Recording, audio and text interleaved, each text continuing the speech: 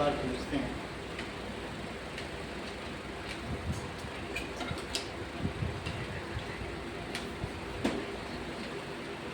मेरा सिद्धांत है कि मतलब यही तैयारी करा दो, घर में फिर तुम्हें ना करना पड़े, इतने टेस्ट ले लो, इतना पढ़ा दो कि घर में तुम फ्री रहो, कुछ भी ना करना पड़े, सीधे भी कोई टेस्ट ले तो सीधा दे के आए, ऐसा होना चाहिए। ठीक है, कोई प्रेशर ही ना रहे, बिना प्रेशर के ये चीज़ होनी चाहिए। तो इसीलिए हम थोड़ा स्लो चलते हैं लेकिन पूरी तैयारी करा देते हैं। अब आगे देखो, light reflection and refraction.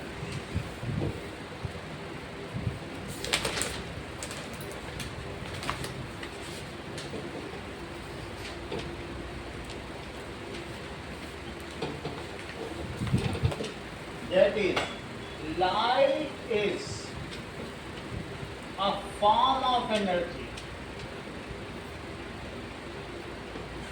which enables us to see something,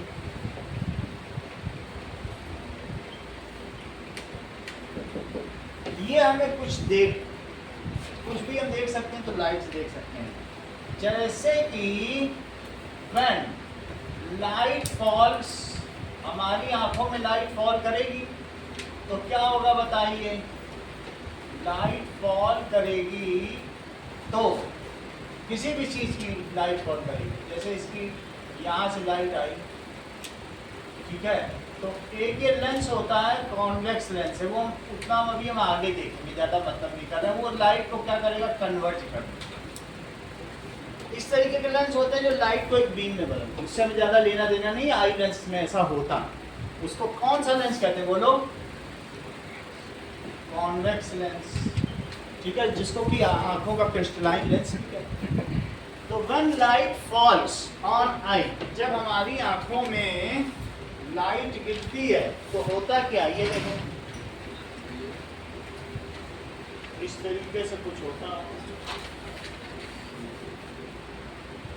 हमारी आंखों में लाइट गिरेगी, इसमें बहुत सारे ऐसे कॉन्वेक्स लेंस हैं, उन सबसे हमें ज़्यादा लेना देना नहीं। तो क्या होगा? यहाँ से एंटर करेगी तो पूरा लेंस नहीं देखेगा, ये पूरा लेंस है, देखो बीच में मोटा है कि नहीं, ये देखो बीच में मोटा है, सही है। ये क्रिस्टलाइन लेंस यहाँ पर है, ठीक है, और बाहर एक बल्ज आउट पोर्शन है जिसको कॉर्निया कहते हैं, ये बाहर उभरा हुआ पोर्शन। तो लाइट पूरे लेंस में नहीं पड़ेगी, वो कंट्रोल करता है, इसके ऊपर एक डायाफ्राम है जो इसकी ओपनिंग को कंट्रोल करता है, देख रही हो, पूरा थोड़ी ना खुला हुआ, थोड़े से लाइट जा रही, सही कि नहीं। और वो जो है किसी का ब्राउन होता है और किसी का ब्लॉन्ड होता है, सुनहरा, और किसी का ग्रीनिश, किसी का ब्लू, किसी का कंजी आंखों वाला ग्लासी होता है, सबकी अलग अलग हैं। तो जैसे ये जर्मन होते हैं वो ब्लू आइट जर्मन है, हिटलर ने कहा हम ब्लू आइट कोई जिंदा रखेंगे, सबको मार डालेंगे। समझ में आ गई बात कि नहीं?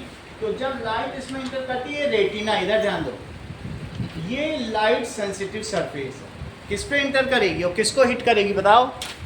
रेटिना को। तो रेटिना में जब ये हिट करेगी तो light energy is converted into electrical signals, electrical impulse. जैसे कभी इस कोहनी को मारो तो अचानक करंट लगता है कि नहीं लगता है? एक झटका लगता है इलेक्ट्रिसिटी, समझ आई बात कि नहीं? तो लाइट इंटर करेगी, ये रेटिना है, इसकी जो बैक स्क्रीन, इसे स्क्रीन भी कह सकते हो। तो यहाँ ये लाइट सेंसिटिव स्क्रीन है, it is converted into electrical impulse. ये किस में कन्वर्ट कर दी जाती है? यहाँ से लाइट इंटर की तो ये रेटिना है, इसमें ये कन्वर्ट कर दी गई, और जब इसमें कन्वर्ट कर दी गई तो फिर यहाँ से ये एंटर करती, ये ऑप्टिक नर्व्स है, यहाँ से ब्रेन को चली गई, ब्रेन ने उसको सही पढ़ लिया। समझ में आ गई ना पूरी बात? चलिए अब इस चीज़ को और समझें कि वास्तव में करता क्या है। How we see objects, we are able to see objects। जैसे मान लीजिए ये कोई ऑब्जेक्ट है, तो इस ऑब्जेक्ट पे लाइट गिरी, सनलाइट गिरेगी, तो फिर वो सनलाइट गिरेगी, सन से आएगी, तो फिर यहाँ से टकरा के इधर आ जाएगी। ऐसा नहीं होता है कि सारे ऑब्जेक्ट ल्यूमिनस ही होते हैं, कुछ ऐसा भी होता है कि ल्यूमिनस हो गए, कुछ नॉन ल्यूमिनस होते हैं, वो दूसरे की लाइट से प्रकाशित होते हैं, होता है कि नहीं? सो व्हेन, कैसे हम किसी चीज को देखते हैं, लिखो answer, when light falls on object, किसी ऑब्जेक्ट पे गिरी तो क्या होगा? It is reflected from it and falls on our eye, उससे रिफ्लेक्ट हुई और किसमें गिरी? हमारी आंखों पे। Now then it reflects from it, इसमें उससे परावर्तित हो गई, and falls on our eye lens, इसको आई लेंस कहते हैं। ये जो चीज मैं दिखा रहा हूँ कॉन्वेक्स लेंस, इसी को आई लेंस कहते हैं। नाउ यहाँ पे क्या होगा? ये जो चीज है, जैसे किसी ओपेक चीज से कोई चीज जाए, ओपेक का मतलब क्या होता है बोलो? अपारदर्शी, तो रिफ्लेक्शन कहेंगे, और किसी ट्रांसपेरेंट से जाए तो उसको रिफ्लेक्शन कहेंगे। तो उस प्रोसेस को क्या कहते हैं? When light passes through a transparent medium, it is called reflection. तो अब यहाँ पर मैंने पहले रिफ्लेक्ट वर्ड यूज किया, लेकिन अब क्या यूज करने जा रहा हूँ? रिफ्रैक्ट। ये परावर्तन है, ये अपवर्तन है, दो अलग अलग चीजें। लाइट का गुजर जाना अपवर्तन है, इसे क्या कहेंगे? अपवर्तन। और ये क्या है? परावर्तन। सही है? Reflection. So now it transmits through it, गुजर जाए, और ट्रांसमिट को ही हम रिफ्लेक्शन कहते हैं। ट्रांसमिट, ट्रांसमिट का मतलब है reflect through it and falls, और किस पे गिरेगी? Falls on light sensitive screen, जिसका कि नाम दिया ना क्या है? बोलो। हाँ, स्क्रीन। इस लाइट सेंसिटिव स्क्रीन का नाम देखो, दैट इज रेटिना। रेटिना में ई आएगा, ये आएगा।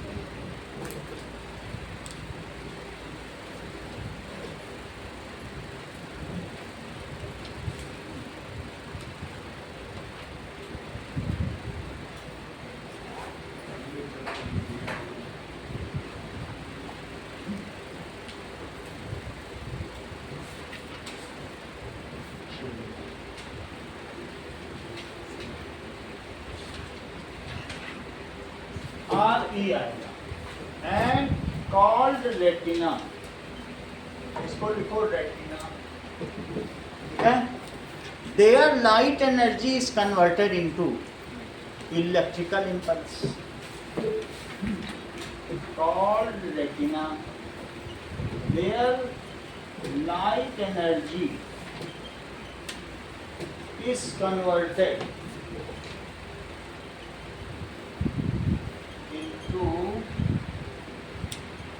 इलेक्ट्रिकल इम्पल्स, ठीक है? एंड आर पिक्ड अप, भाई यहां से बहुत सारी नर्व्स जा रही हैं। नर्व्स तो इलेक्ट्रिकल इम्पल्स पे ही काम करती हैं, ऐसा तुम लोगों ने न्यूरॉन को पढ़ा भी होगा। तो ये ऑप्टिक नर्व्स, ठीक है? Picked up by optic nerves. देखो अलग अलग चीजें हैं, तुम्हें याद होना चाहिए कि आंखों में ऑप्टिक नर्व्स है, नहीं तो गड़बड़ हो जाएगी। देखो जो लाइट को सेंस करे उसे क्या कहेंगे? Optic nerves. तो आईज में क्या होंगी बताओ? आईज में, आई एक ऑर्गन है जो हमें कॉग्निशन देता है, संज्ञानता, ज्ञानेंद्रिय है कि नहीं? Sense organ. तो आई में ऑप्टिक नर्व है, और ऑप्टिक नर्व किसको सेंस करती है बोलो?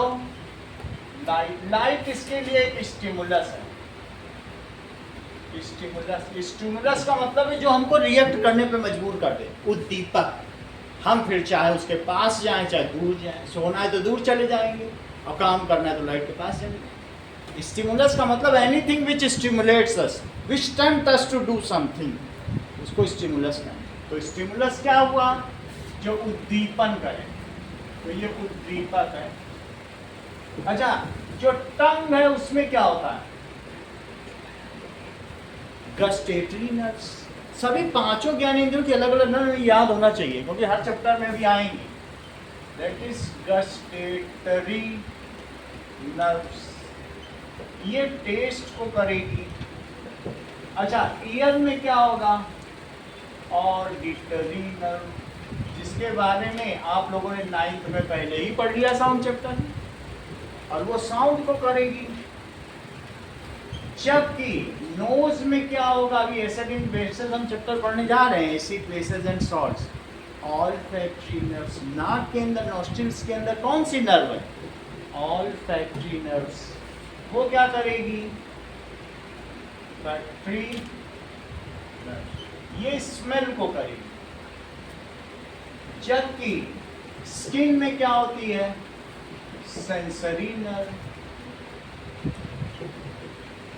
ये हीट के लिए सेंसिटिव है। बोलो, बात समझ में आई कि ऑप्टिक नर्व का क्या रोल है?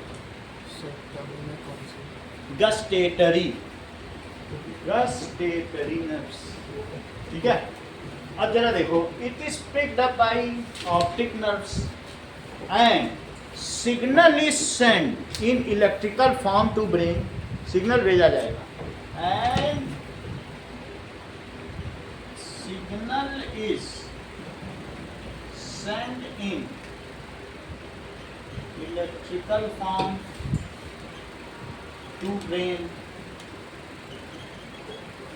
Brain receives it, उसको रिसीव करेगा, receive, analyse,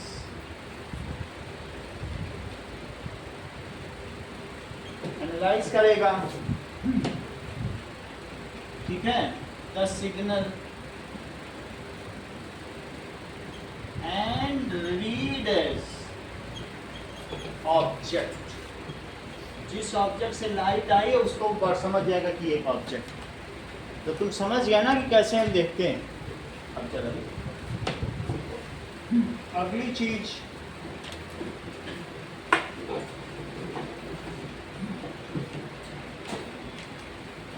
that is luminous objects क्या होते हैं and non-luminous object क्या?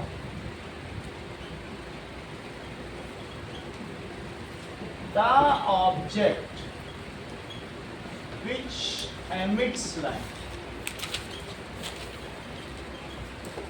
ठीक है, and visible due to their own light, खुद के ही प्रकाश से प्रकाशित होते हैं, तो उसको हम क्या कहेंगे? ल्यूमिनस ऑब्जेक्ट, ठीक है।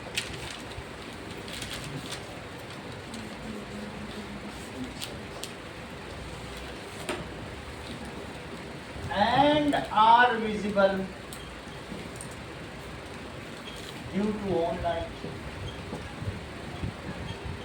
ऐसी बहुत सारी चीजें हैं, जैसे स्टार हो गया, सन हो गया, बर्निंग कैंडल हो सकती है, बल्ब हो गया, बर्निंग कैंडल, ठीक है, ग्लोइंग बल्ब, ये सभी ल्यूमिनस ऑब्जेक्ट हैं।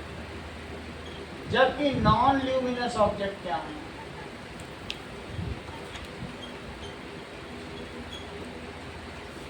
ठीक है, सच ऑब्जेक्ट्स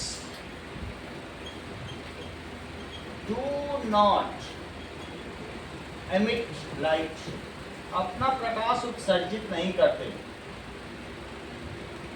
These only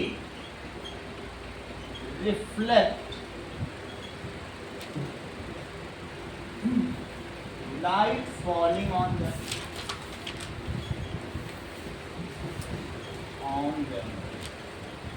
जब लाइट पड़ती है तो उसको सिर्फ रिफ्लेक्ट करते हैं, ठीक है। एग्जाम्पल, मून हो गया, अर्थ हो गया, चेयर हो गई, जो भी घर में चीजें हैं वो सब है, अच्छी है। अब हम जानेंगे जो तुम्हारे येलो बॉक्स में लिखा है, डुअल नेचर ऑफ लाइट, प्रकाश का द्वैत प्रभाव।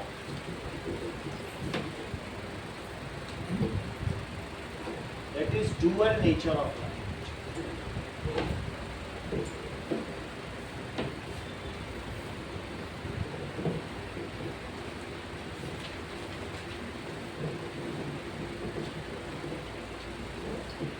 देखिए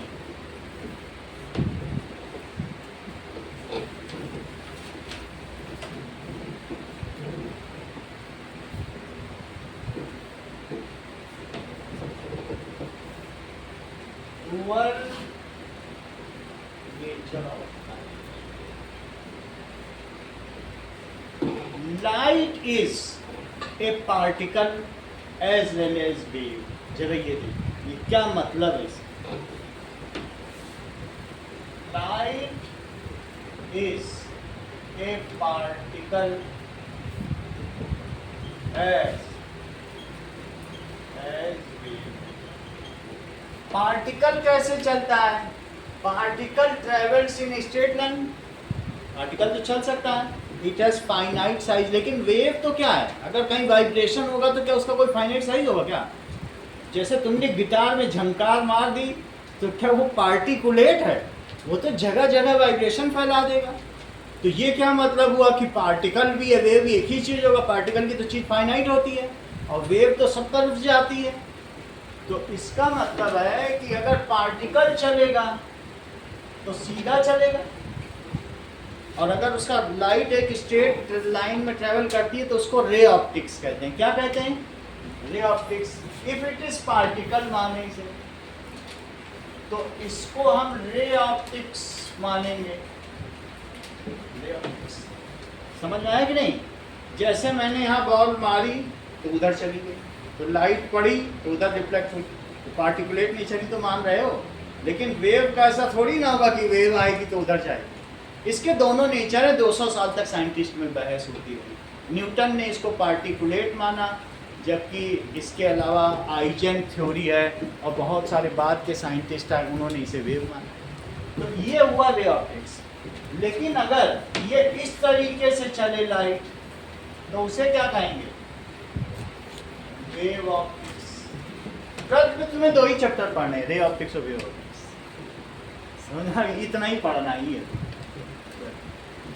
समझ में आ गया? थोड़ा सा भी हम बता दे रहे हैं, बाकी तब तो light is a particle as well as wave. दोनों चीजें एक साथ तो हो नहीं सकती, लेकिन प्रकाश में द्वैत प्रभाव है, उसकी द्वैत प्रकृति। So light has A dual nature. अब इस चीज को समझो, हम कहना क्या चाहते हैं इसको विस्तार से समझो। It has dual nature.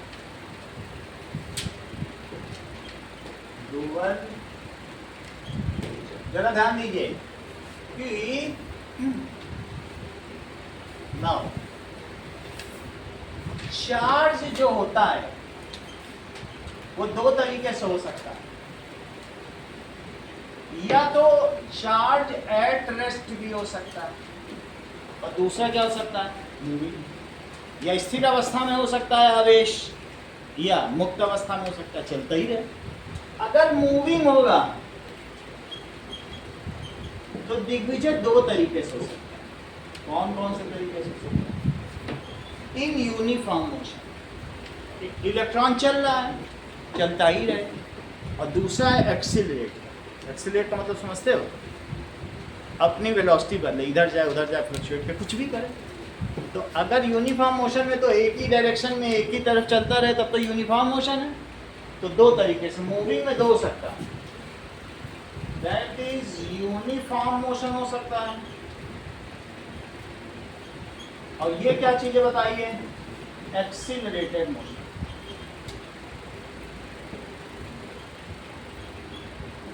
अगर चार्ज एट रेस्ट पर है, मान लीजिए ये प्रोटॉन एट रेस्ट पर है, तो क्या ये दूसरे चार्ज को रिपेल कर सकता है? ये एट रेस्ट और खुद भी रिपेल होगा तो दूसरे को रिपेल करेगा। और यही चार्ज अगर एट रेस्ट पर है खुद भी रिपेल होगा। बहुत बड़ा एक सोर्स चार्ज है तो इतना इस पर फर्क नहीं पड़ेगा। जैसे पेन है, एक टेस्ट चार्ज और अर्थ एक सोर्स मास है, ये टेस्ट मास है, तो अर्थ भी आती है इसकी। जब मैं पेन छोड़ता हूँ ऐसा नहीं कि पेन ही नीचे गिरता है, अर्थ भी तो आती है, लेकिन कितना आती है, क्या तुम उसे फील कर पाते हो? 9th में तो पढ़ा है कि अर्थ भी आती है, कितना आती है? इतना तो नहीं आती। इसी तरीके से अगर ये बहुत बड़ा चार्ज है, थोड़ा बहुत ये भी चलेगा, ये भी चलेगा, लेकिन अगर ये प्लस है और माइनस है तो क्या होगा बोलो? पास आ जाएगा। कहने का मतलब है इस अट्रैक्शन और रिपल्सन को, जो रेस्ट पर होता है, इसको कहते हैं इलेक्ट्रोस्टैटिक फोर्स, जो सोडियम क्लोराइड में लगता है। सोडियम क्लोराइड का क्रिस्टल देखो जरा, तो सोडियम क्लोराइड में क्या होता है, कोई कहीं मूवमेंट थोड़े ना हो रहा है। एक Na प्लस है और एक Cl माइनस है, ग्रीन वाला Cl माइनस है और ये ग्रे वाला Na प्लस है, इनके बीच अट्रैक्शन ही तो है, तभी तो एक क्रिस्टल है। तो इलेक्ट्रोस्टैटिक फोर्स ऑफ अट्रैक्शन की वजह से इसका बॉइलिंग पॉइंट 1470 डिग्री सेल्सियस है। 1470 डिग्री सेल्सियस पे मिनट होगा अगर नमक चम्मच पे ले लो, और जो तुम्हारे गैस की इनकैंडिसेंसी 3000 डिग्री सेल्सियस। जो गैस चूल्हा जलाती हो ना, उसकी फ्लेम अगर ब्लू है तो 3000 तक पहुंच सकती है, नमक को पिघला सकती हो। मम्मी से नज़र बचा के पिघला लो चम्मच में। तो तुम समझ गए ना, मेरा कहने का मतलब है चार्ज अगर एट रेस्ट है तो उसको कहते हैं electrostatic force of attraction. Static नाम ही आ गया।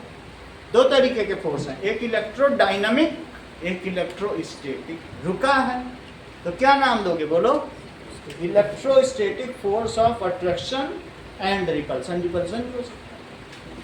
तो यहाँ क्या होगा बोलो? Electrostatic force of attraction and repulsion. जैसा कि हम देखते हैं, इधर देखो, यूनिफॉर्म मोशन, चार्ज चल जाए, मान लीजिए एक ये वायर है और इसमें इलेक्ट्रॉन चलते चले जा रहे हैं और एक ही तरफ चलते चले जा रहे हैं। तुमने कोई सेल लगा दिया, सेल लगाओगे चलने लगेंगे। तो इसके लिए तुम्हारी बुक में एक चैप्टर बना दिया, करंट इलेक्ट्रिसिटी, जो इसके बाद हम पढ़ाएंगे। चार्ज अगर चलेगा तो क्या होगा बोलो?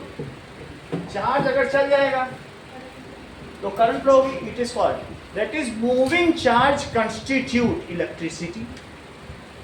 इलेक्ट्रिसिटी है क्या? चलता हुआ चार्ज है। Moving charge is electricity. Electric current हो क्या होता है? When charge moves from one place to other place, it is called electric current. Right? When charge moves from one place to other place, it is called electric current. इतनी बात तुम्हें समझ आ गई? तो अब ये चीज क्या कहलाती है? उसको कहते हैं इलेक्ट्रोस्टैटिक्स और इसको कहेंगे इलेक्ट्रोडायनामिक्स। इसका नाम क्या है? 11th में यही दो चैप्टर पढ़ने, इलेक्ट्रोस्टैटिक्स और इलेक्ट्रोडायनामिक्स, और 12th में वो पढ़ लेंगे। तुमको करना ही क्या है, खाली बैठे रहोगे, पढ़ते रहेंगे। इलेक्ट्रोस्टैटिक्स और इसे क्या कहोगे? इलेक्ट्रोडायनामिक्स। चल गई तो dynamics. Electro, the branch of physics which deals with moving charge is called electrodynamics. भौतिक विज्ञान की वह शाखा जो चलते हुए आवेश के बारे में अध्ययन करती है, उसको वैद्युत गतिकी कहते हैं। समझ आ रही बात? Electro dynamics. कहीं तुम ऐसा तो नहीं समझ रही हो, वैसे तो ये चैप्टर नंबर कौन सा? इलेक्ट्रिसिटी चैप्टर है। कहीं तुम ऐसा तो नहीं समझ रहे हो कि इसके बगल में अगर मैंने एक मैग्नेटिक कंपास रख दी है और चार्ज को चला दिया तो ये मूव कर जाएगा? कि नहीं समझ रही हो कि नहीं समझ रही हो? अगर समझ रही हो तो ये तुम्हारा अगला चैप्टर है जिसका नाम है मैग्नेटिक इफेक्ट ऑफ इलेक्ट्रिसिटी। चाहे तो देख लो, क्या ऐसा चैप्टर है तुम्हारे में? इलेक्ट्रिसिटी भी है और दूसरा चैप्टर कौन सा है बोलो? इलेक्ट्रिसिटी तो समझा दिया, और क्या magnetic effect of electric current करके कोई चैप्टर मिला तुम्हें? तो वो भी चलता हुआ चार्ज। चार्ज अगर चल जाए तो बगल में जो मैग्नेट है इसका खुद मैग्नेटिज्म होगा, अब वो इस मैग्नेट को डिफ्लेक्ट करेगा। भाई मैग्नेट ही तो मैग्नेट को डिफ्लेक्ट कर सकता है। So moving charge also produce magnetism. Magnet तुम जानते हो, बहुत बार डील क्या होगा, नॉर्थ साउथ मैग्नेट होता है, बाइपोलर। क्या लिखोगे बोलो, moving charge also produce magnetism which will be dealt under the chapter magnetic effect of electric current. ये लाइन लिख लो, moving charge produce magnetism around it, ठीक है, magnetism around it, it is called, इसे क्या कहोगे, magnetic effect of electric current.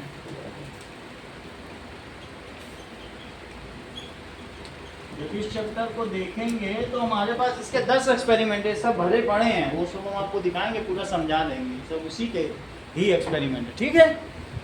अब जरा देखो, अब हम देखेंगे, कहीं तुम ऐसा तो नहीं सोच रहे हो कि चार्ज के चलने की वजह से प्रकाश उत्पन्न होता, ऐसा तो सोच रही हो कि नहीं सोच रही हो अनुष्का? तुम सही सोच रही हो।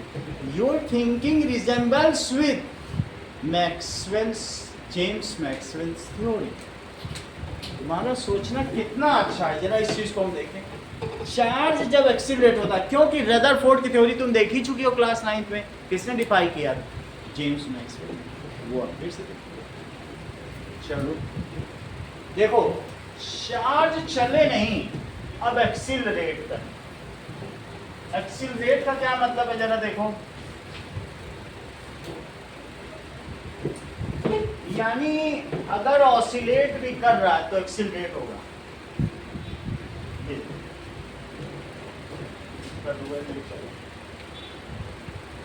ऐसे ऐसे चले, ये प्लस चार्ज है ना, ऐसे चले फिर ऐसे चले, वाइब्रेट कर रहा है तो एक्सीलरेटेड मोशन हो गया, जाके रुका फिर चला, तो यही तो एक्सीलरेशन है, तो it is accelerated motion.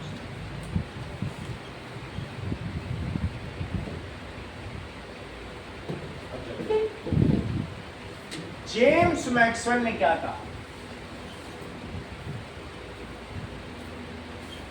Electromagnetic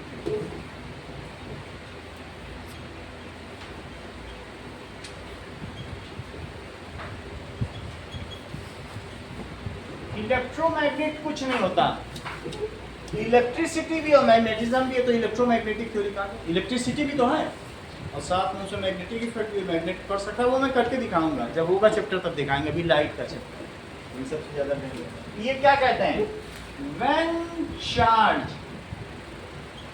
एक्सीलरेट्स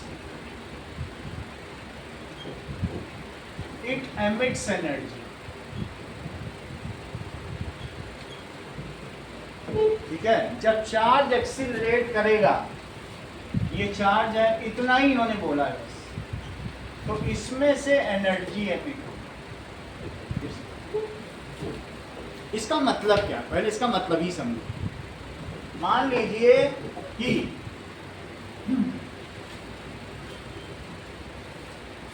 एक एटम है और उसकी बहुत सारी शेल्स हैं, सही है, और इसमें से अगर बाहर से कोई लाइट पड़ी इस इलेक्ट्रॉन पे, ये इसने एनर्जी ले ली, तो इसने अगर एनर्जी ले ली तो क्या ये हायर ऑर्बिट में चला जाएगा उछलकर, it transits to higher orbit, लेकिन इसे अपनी ग्राउंड स्टेट पे तो आना पड़ेगा, क्योंकि प्लस के अट्रैक्शन में क्या दूर रह सकता है ज़्यादा, वापस लौट आएगा। ऊपर जाने के बाद जब ये लौटेगा, मान लो ये ऊपर चला गया, अब ये यहाँ आ गया, तो जब ये लौटेगा तो जितना ये एनर्जी गैप है, बोलो यहाँ इस पेन के पास ज़्यादा एनर्जी की यहाँ, करेक्ट, ये तुरंत पकड़ ली कि ये हायर पोटेंशियल एनर्जी पर है, बढ़ा उसका फायदा उठा रही। बोले जितना ऊंचा रखो उतनी ज़्यादा पोटेंशियल एनर्जी, जितना धनुष को तानो उतनी ज़्यादा है, कि तुम हल्का सा छोड़ोगे कि अभी धनुष मार देंगे तुम, तब है कि जितना ऊंचा, स्प्रिंग को जितना दबाओ, तो इस तरीके से यहाँ से इस इट इज हायर एनर्जी और दिस इज हायर एनर्जी, डियाना अपर वाली हायर स्टेट है, तो वहाँ से जब यहाँ आएगा तो इतने का जो गैप है उतनी एनर्जी ये रिलीज करेगा, ठीक है। तो जो अगर यहाँ से आया तो ये पैकेट ऑफ एनर्जी रिलीज करेगा। किस में रिलीज करेगा बताओ? और वो पैकेट कहीं भी रिलीज कर सकता है। इस पैकेट को कहते हैं फोटॉन। इस पैकेट को क्या कहा जाएगा? ये पैकेट फोटॉन, ठीक है। व्हेन, ये देखो, जब भी लाइट चार्ज एक्सीलरेट करेगा, ये भी तो इलेक्ट्रॉन ही एक्सीलरेट ही तो कर रहा है, तो ये एक एनर्जी का पैकेट रिलीज करेगा। इस पैकेट को क्या कहोगे मंगल? फोटॉन। और इसी वजह से चैप्टर का नाम है फोटो। फोटो का मतलब तो लाइट होता ही। अच्छा, कभी तुमने सर्दी की रातों में लकड़ी जलते हुए देखा है और उसमें से चिंगारी छिटकते हुए देखा है? ऐसा मानो वो फोटॉन है और फिर ऐसे ऐसे हिल के गायब हो जाए। सही? मतलब क्या है कि व्हेन चार्ज एक्सीलरेट, चार्ज क्या होगा बोलो? एक्सीलरेट होगा, then it emits a packet of energy. That packet of energy को क्या कहोगे बोलो? फोटॉन। और वो कैसे चलेगी packet of energy? It moves, it does not need any medium. ये कोई मैकेनिकल वेव नहीं है। लाइट कौन सी वेव है? नॉन मैकेनिकल वेव है। ऐसी वेव जिसको चलने के लिए किसी माध्यम की आवश्यकता नहीं होती है, उसको नॉन मैकेनिकल, अयांत्रिक तरंगें कहते हैं, ठीक है कि नहीं? Non mechanic. इसको तुम सन से यहाँ आ रही, बताओ कोई मीडियम है बीच में? पूरा वैक्यूम में चली आ रही, 8 मिनट 20 सेकंड में चली आ रही, सही है। तो when charge particle accelerates it emits, क्या एमिट करता है बताओ? Packet of energy. और उस पैकेट ऑफ एनर्जी को क्या कहते हैं? Photon. Photon travels like wave. कैसे चलता है? वेव, ठीक है कि नहीं? Photon takes birth as a particle. जब इससे निकला तो पैकेट ऑफ एनर्जी है, तो दोनों नेचर हो गया। कौन सा नेचर हो गया? Particulate nature. कोई चीज़ पार्टिकल है, अभी यहाँ गिटार बजा दो, उसमें कहीं पार्टिकल है? वो तो पूरी एनर्जी कमरे में छा जाएगी। लेकिन इसमें दो नेचर है। फोटॉन का जन्म कण के रूप में होता है, ये आइंस्टीन ने बताया, great Einstein. It takes birth as particle, travels as wave, and when it interacts with other substance, मान लीजिए ये किसी और, ये यहाँ चल रहा है और यहाँ पर ये किसी और एटम में आ गया और इस इलेक्ट्रॉन को इसने अपनी एनर्जी दे दी, बोला लो मेरी एनर्जी, किसी से भी इंटरेक्ट करो, तो 1 to 1 transfer. 1 to many transfer नहीं है कि जैसे वेव को गिटार बजा दिया तो पूरे कमरे में ऊर्जा चली गई, या मैं बोल रहा हूँ तो 10 को सुनाई पड़ा। 1 to 1 ट्रांसफर। मैं बोलूँ दिग्विजय सुने, ऐसा टाइम ट्रांसफर। समझ आई बात कि नहीं? तो it takes birth, photon is a packet of energy which takes birth as a photon, तो पैकेट है, particle moves as wave and when interacts with some material. सूर्य से अगर कुछ नहीं मिलेगा तो पूरी लाइट यहाँ आ जाएगी, पूरी आएगी, बीच में रुकेगी नहीं? रुकेगी क्या? When it interacts with its some material, it dies as particle। इसकी मृत्यु कैसे होती है? क्या कर लो मेरी एनर्जी तुम ले लो, अब तुम जाओ हायर ऑर्डर। अब इसको कहाँ भेज देगा बताओ? अपनी एनर्जी देखेगा, अगर तुम चले जाओ तो उसकी डेथ हो गई ना। अब दूसरा फोटॉन आएगा, वो ऊपर चला जाएगा, फिर वो वहाँ से गिरेगा तो दूसरा फोटॉन। तो मेन चीज़ मैंने क्या बताई कि जैसे लकड़ी से चिंगारी निकलती है तो पार्टिकल निकला और तरंगों के रूप में चला और फिर लुप्त हो गया, तो इसे सेंटर किया। देखो इस चीज को, that is light is a packet of energy.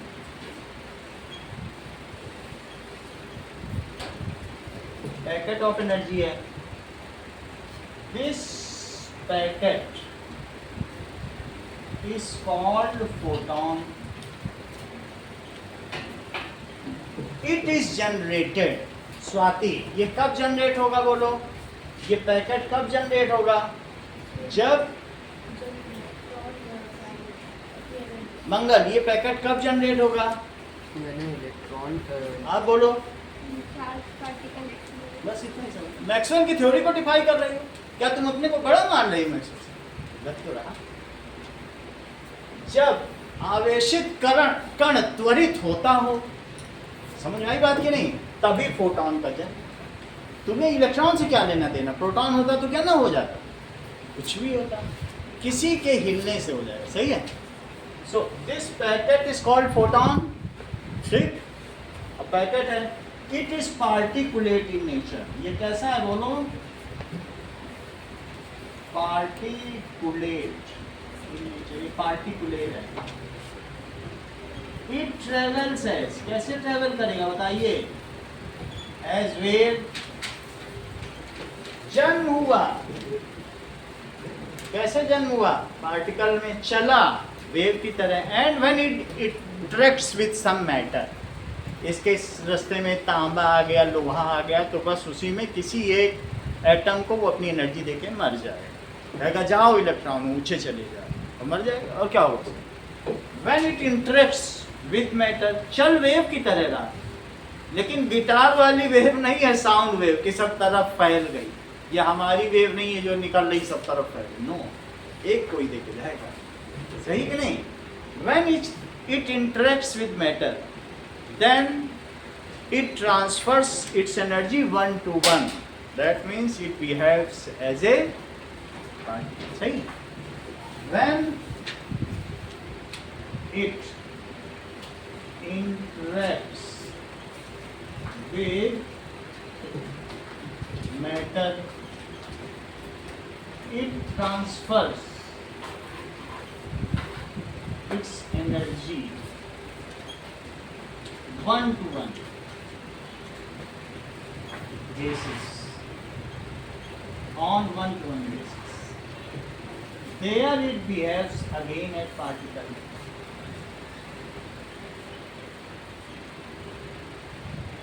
कहने का मतलब क्या है, photon takes birth as particle,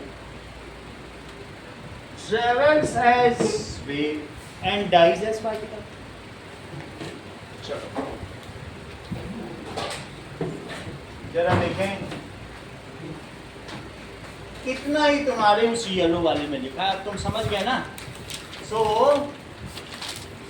photon takes birth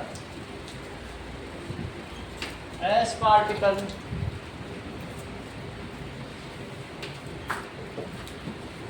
takes birth as particle, travels as wave and dies as, और कैसे डाई करता है बताइए, as particle। It is called dual nature of light, so light has dual nature। Dual nature का मतलब क्या हुआ, particle as well as,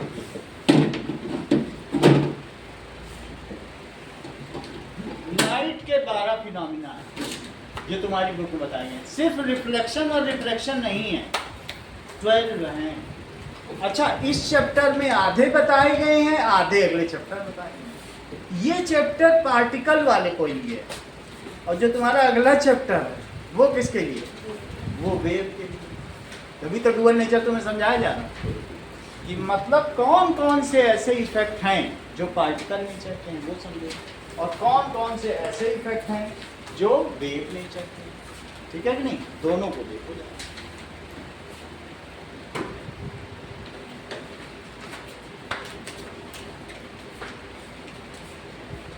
जरा देखिए। So some phenomena of light, some phenomena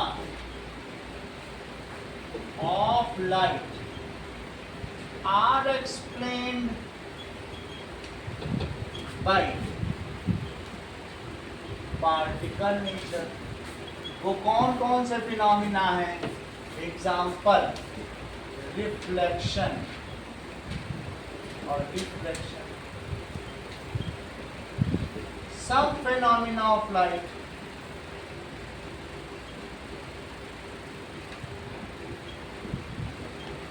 can be explain, अगले चैप्टर में होगा, by wave nature, ये पार्टिकल नेचर था।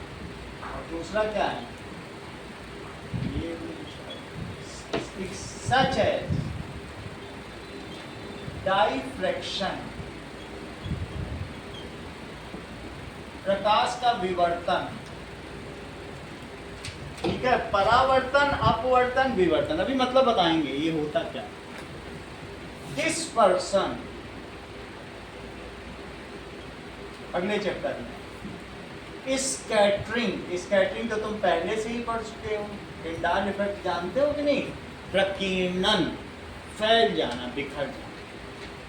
डिस्पर्सन, ये सब अगले चैप्टर में पढ़ेंगे। डाइफ्रैक्शन पढ़ेंगे, डिस्पर्सन पढ़ेंगे, स्कैटरिंग पढ़ेंगे, इतना अगले चैप्टर, ठीक है। चलो अब जरा देखो, मैं ये पांचों डेफिनेशन बता दूं फिर अपने मेन टॉपिक पे आ जाए।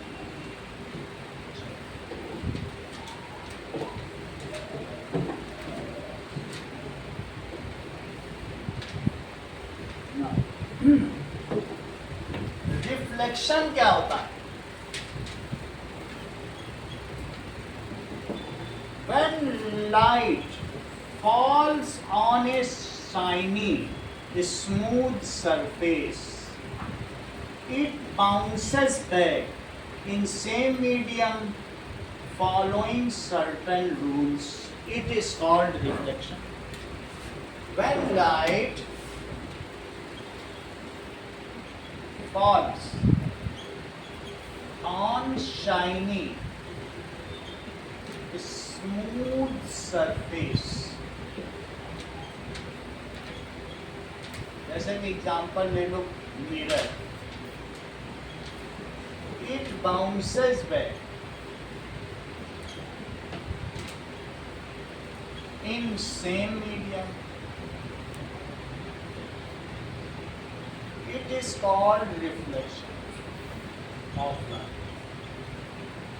रिफ्लेक्शन ऑफ साउंड भी होता है, वो पिछले तुम्हारी क्लास में हो चुका है, लेकिन यहाँ लाइट की बात। रिफ्लेक्शन क्या होता है?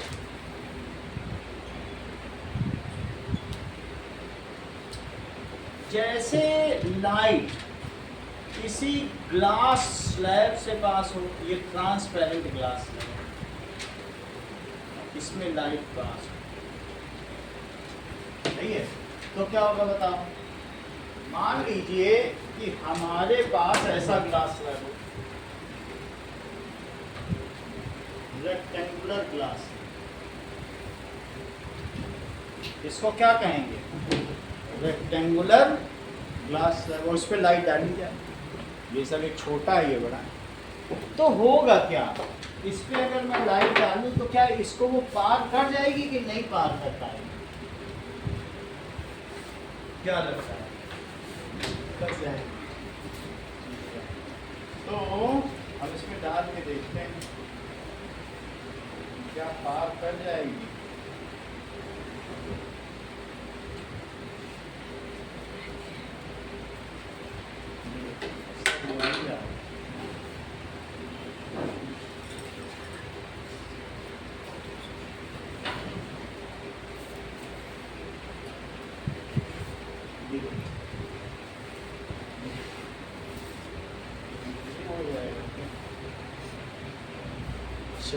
अब ये देखो,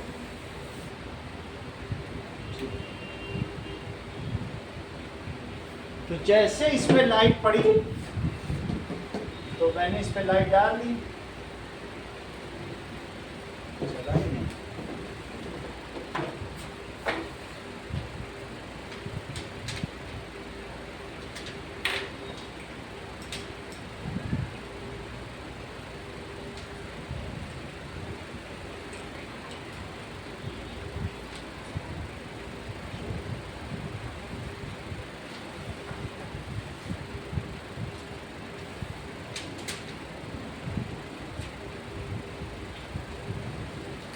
अब देखो, ऐसे मैंने लाइट डाली, तो अब इसमें डालने पर क्या तुम्हें ऐसा लग रहा है ये मुड़ गई है? इसे से देखो, हाँ अपनी कॉपी के ऊपर रख के देखो। मैं लाइट डालूंगा कहीं और से, तुम देखना क्या ये मुड़ी हुई लग रही तुम्हें? जा उधर रही है लेकिन अंदर मुड़ रही है कि नहीं? देखो दिख रहा है कि नहीं? Bending of light when it moves from one medium to other. फिर से देखो, मान लो मैंने ऐसे डाली, ठीक है, तो तुम्हें मुड़ी हुई दिख रही है, वहीं थोड़ी जा रही है, यहाँ डाली, डाल कहीं और ने, देखो मुड़ नहीं रही है। तो बेंडिंग ऑफ लाइट, फिर से देखो, अब की देखना, ये देखो मुड़ी भी दिख रही, कहीं और डाल रहे हैं और जा कहीं और रही, उधर डाल रहे हैं और जा इधर रही है, ठीक है। Bending of light when it moves from one medium to other. देखो इसमें डाली, तुमको थोड़ी यहाँ से बेंड होती हुई दिख रही नहीं? यहाँ से इसमें बेंड हुई कि नहीं? इसको देखो, ठीक। Bending of light when it moves, दोनों दे देखो, उस वाली को भी देखो और जो इसके अंदर है वो ये बेंड हुई दिख रही, अंदर अंदर जा रही, और जबकि डाली कहीं और से जा रही है। और अंदर देखो ये वाली बेंड हो रही कि नहीं इस पॉइंट पे? ये देखो, ये देखो तुम्हें अंदर से लाइट दिखी है, क्या ये वही रास्ता है कि अंदर दब गई है? टेढ़ी भी है ना, इसी को चेक करो। मान लो लाइट इस पे पड़ी तो तुम्हें अंदर वाली लाइन दिख रही है वाली, ये सीधी नहीं, ये बेंड हो गई, कैसी हो गई है ना? डाल और कहीं जाऊँ लेकिन अंदर तो बेंड हो गई ना, अंदर वाला ये वाला मार्क दिख रहा है, तो बेंडिंग ऑफ लाइट, जबकि इधर है पेन तो जाओ उधर, सही है। क्या लिखोगे रिफ्लेक्शन बताओ? That is bending of light when it falls from one medium to other medium, उसे क्या कहेंगे? दैट इज कॉल्ड, रिफ्लेक्शन भी देख लो। मान लीजिए लाइट इस पे पड़े और पड़ने पे ये लौट गई, इट इज रिफ्लेक्शन। ये इसे क्या कहेंगे? रिफ्लेक्शन। मान जैसे मैंने 3 डाली तो 3 आ गई कि नहीं वापस, तो ये क्या कहलाएगा बोलो? रिफ्लेक्शन हो गया, सही कि नहीं? रिफ्लेक्शन अलग चीज है, बाउंसिंग बैक है और वो अंदर ही चली जा रही है। तो अब लिखो दैट इज रिफ्लेक्शन। क्या होता है? प्रकाश का अपवर्तन किसे कहते हैं? देखो, bending of light when it passes through a transparent. ध्यान दीजिएगा, ये जो है ऐसे दब गई, इसको देखो बेंड हुई कि नहीं? When it passes from one transparent medium. क्या एयर एक ट्रांसपेरेंट मीडियम है? और ग्लास भी है क्या? From one transparent medium to other. और कहाँ पे ये बेंड हुई बोलो? At interface. जहाँ दो मीडियम मिलते हों उसको क्या कहते हैं? इंटरफेस।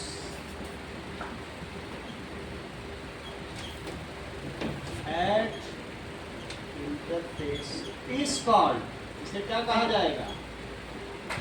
रिफ्लेक्शन। इसके बारे में बहुत बातें बताएंगे लेकिन अभी चैप्टर में आगे बताएंगे, अभी तो इसका कोई इशू नहीं, बस ऐसे समझ लो रिफ्लेक्शन नहीं होता, ठीक है?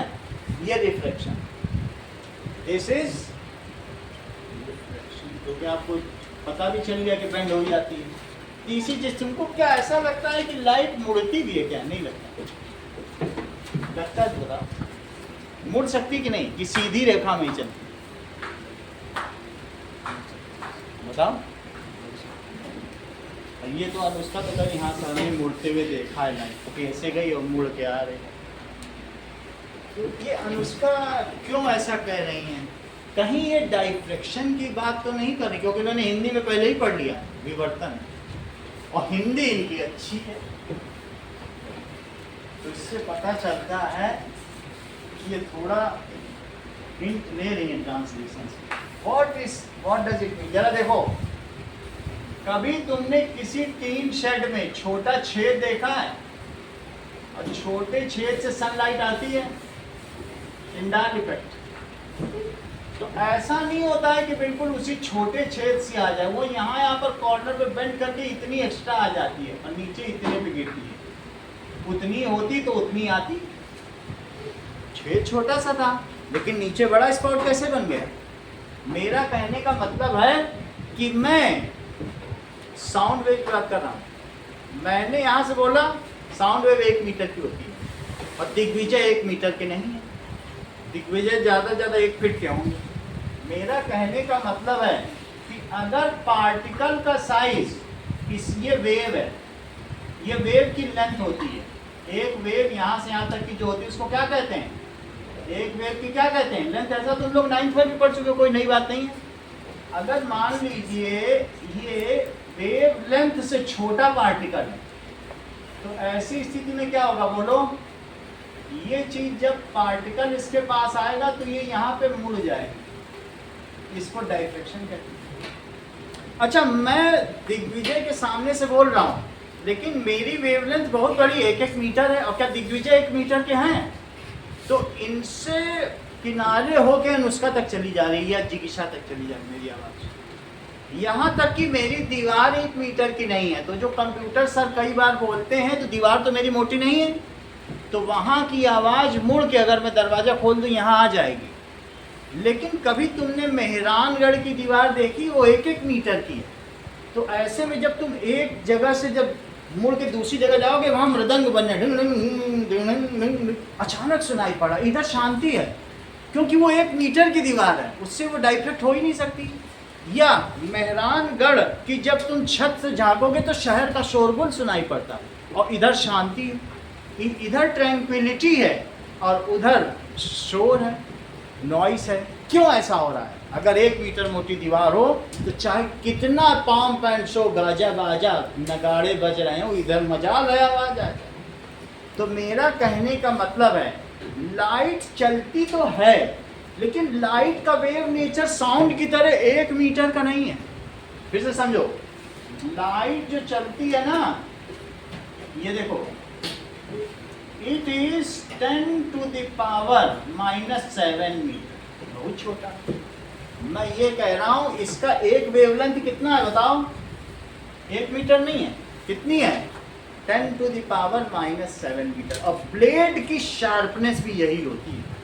अब तुम इसके पास अगर एक ब्लेड रख दो तो ब्लेड रखोगे तो क्या होगा बताओ? ब्लेड अगर इसके पास तुमने रख दी तो ये ब्लेड के शार्प एंड पर ये मुड़ जाएगी और मुड़ने के बाद वो बात समझ में आ गई? उतना ही होना चाहिए। मेरा कहने का मतलब है if size of particle is more than wavelength then you cannot observe the diffraction। छोटा है ये रही लैम्डा और ये इसका साइज d। क्या बड़ा है बोलो? लैम्डा बड़ा होगा। अगर दिग्विजय बड़ा होता तो तुम सुन पाती? नहीं सुन सकती। लेकिन दिग्विजय ने अभी खाना खाया नहीं है, जब खा लेगा मोटा हो जाएगा। So if size of particle is more, bending of light at sharp corners is called diffraction. बस इतना समझ, सही है? Bending of light at sharp corners is called diffraction. वो अगले चैप्टर में देख लेंगे डाइफ्रैक्शन। और ये किसका नेचर है? पार्टिकल का है कि वेव का? पार्टिकल ऐसा कर ही नहीं सकती, पार्टिकल तो टकरा आ जाएगा, क्या वो मुड़ पाएगा? तो वेव नेचर से समझना है तो अगले चैप्टर में समझें। देखो डाइफ्रैक्शन क्या है? That is bending of light at sharp corners is called diffraction. ये डाइफ्रैक्शन। सर, हाँ बोलो। पार्टिकल नेचर में रिफ्रैक्शन दिया हुआ है, तो रिफ्रैक्शन में तो बेंडिंग ऑफ लाइट है। रिफ्रैक्शन बेंडिंग ऑफ लाइट है, इसको दोनों तरीके से हम पढ़ेंगे। इसको अगर अभी तो हम तुम्हें नहीं पढ़ाएंगे, 12th में हाइजन थ्योरी है, तो न्यूटन ने इसको पार्टिकुलेट नेचर से समझाया। हम आपको पार्टिकुलेट नेचर से ही समझाएंगे अभी जो बताएंगे, और दूसरा हाइजन ने इसको वेव नेचर से समझाया, तो इसको वेव नेचर से हम समझाएंगे, बट पार्ट दोनों से समझाएंगे जैसे जैसे आएगा। अभी ज़्यादा नहीं समझना है, अभी डेफिनीशन समझो, अभी डिटेल में जब एक एक पे जाएंगे तो समझा देंगे। अभी तुमको 5 डेफिनीशन समझनी है, 3 समझ चुकी हो, रिफ्लेक्शन, रिफ्रैक्शन, राइफ्रैक्शन समझ चुकी हो, ठीक है। तुम डिस्पर्सन का क्या मतलब समझती बोलो? Dispersion that is splitting of white light. अगर व्हाइट लाइट इसमें पड़ रही है, देखो कैसे कंपोनेंट कलर है, कोई एक कलर है क्या? कोई एक कलर नहीं, बहुत सारे। Splitting of white light prism में हम दिखाएंगे आपको, लेकिन अभी तो ऐसे देख ही लो। Splitting of white light into component colours, इसको क्या कहते हैं बोलो, बताइए? It is called dispersion. 7 component होता है। कौन कौन से कंपोनेंट होते हैं? विब्ग्योर, बयानी, हपी, नाला, बैगनी, आसमानी, हरा, पीला, नारंगी, लाल, जानते हो कि नहीं? तो इट इज, अगर स्प्लिट हो जाए तो उसे क्या कहेंगे? दैट इज कॉल्ड, स्प्लिट हो जाए तो जैसे इसमें तुम्हें अलग अलग कलर दिख रहे हैं, अलग अलग colour, splitting of light into its component colours, so that is called dispersion। वो हम बाद में देखेंगे, अभी ये चीज़ करेंगे। उसके लिए इसकी जरूरत पड़ेगी तुमको prism. Prism is the device जो ऐसा करे, 7 अलग अलग रंगों में लाए, सही है? देखो इस चीज को, splitting of white light into component colors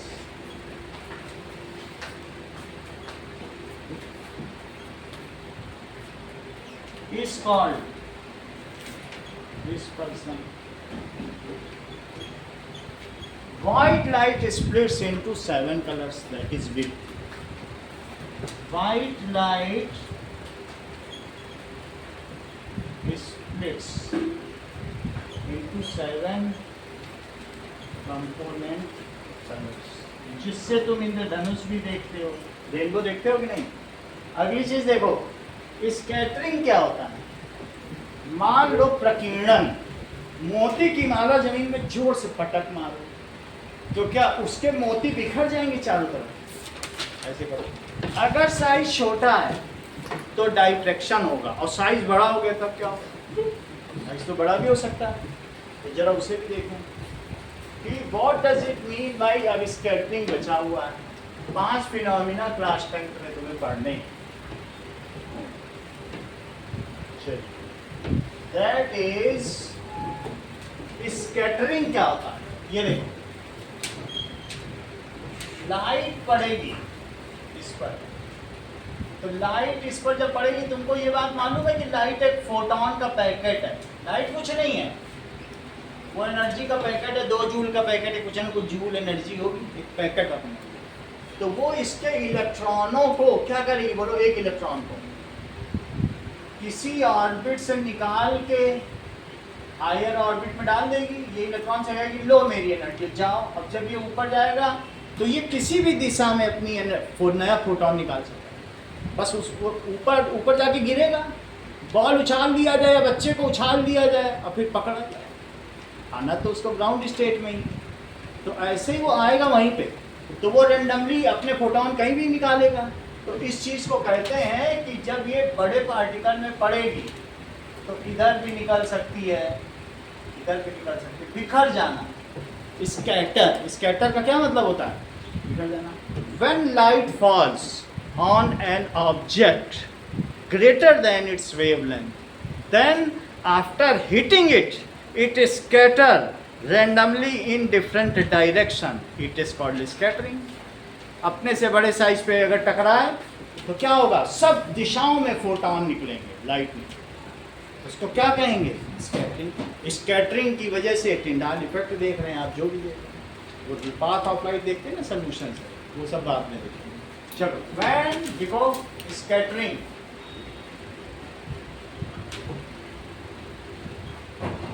when light falls on particle greater than its wavelength. वैसे इसकी वेवलेंथ मैंने आपको बता दी इतनी होती है, उससे तुम्हें पता चल जा सकता है, ठीक है। ग्रेटर यानी तुम अगर ये भी ना समझ पाओ तो ये समझ सकते हो, इतने टाइम्स ऑफ मिलीमीटर। मिलीमीटर -3 होता है 4 की ओर, 10,000 गुना छोटा 1 mm से। इतनी छोटी वेवलेंथ। अब इतनी छोटी वेवलेंथ हो तो क्या तुम देख भी पाओगे कभी? देख नहीं पाओगे। 1000 गुना तो ऐसे में कहते हैं अरे ये तो रे है, और ऐसे वैसे चलती तो वेव लगती, कभी कम होती कभी ज़्यादा, कम्पैक्ट ही कर दो, यही रे नेचर है। तो मैंने उसे बिल्कुल दबा दी, इतनी छोटी है कि हमारी आंखें भी उसे परसीव नहीं कर सकती। हमारी आंखें कितना परसीव कर सकती हैं? 1 mm के 10 हिस्से किए जाए, 0.1 mm से पतली लाइन को हमारी आंखें नहीं देख सकती। 1 mm में 10 लाइन खींच दो, यानी एक पेज 10 पेज मिलके 1 mm बनाते हैं तुम्हारे। तो अगर एक पेज से पतला होगा तो तुम्हारी आंखें परसीव ही नहीं कर पाएंगी, तो इतने पतले को कहाँ कर पाएंगे? क्या तुम इसका वेव नेचर देख पाओगे? तो इसलिए हम लोग रे ऑप्टिक्स कहते हैं, अरे ये तो सीधी रेखा में चलता है। उसका क्यों कह रही सीधी रेखा में चलता है? क्योंकि इनकी आंखें देख ही नहीं पाती। उन्होंने देखा लाइट सीधी जाती है, देखा कि नहीं? तो light falls on particle greater than its wavelength, it scatters randomly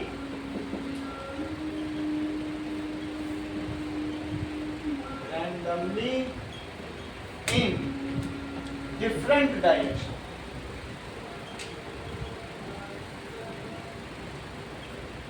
It is called, नाम से ही स्कैटर के नाम से स्कैटर, बिखरना। स्कैटर का मतलब ही होता है बिखरना। It is called scattering of light.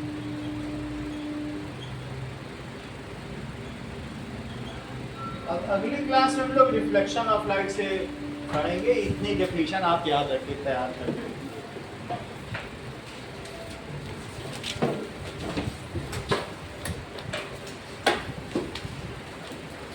Okay, thank you Riddhi, thank you Aashna.